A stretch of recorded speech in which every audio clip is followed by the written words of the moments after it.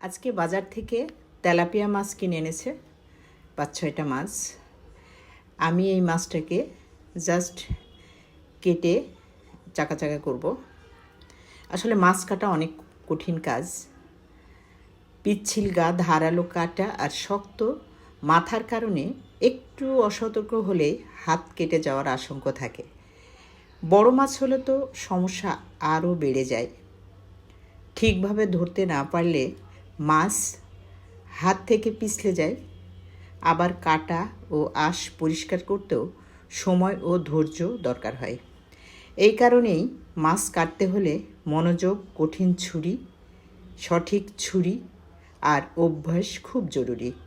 ধীরে ও সাবধানে কাটলে কাজটি সহজ হয় এবং দুর্ঘটনার ঝুঁকিও কমে। একটু কষ্ট হলেও নিয়ম মেনে করলে মাছ কাটার কাজ ধীরে ধীরে সহজ হয়ে ওঠে।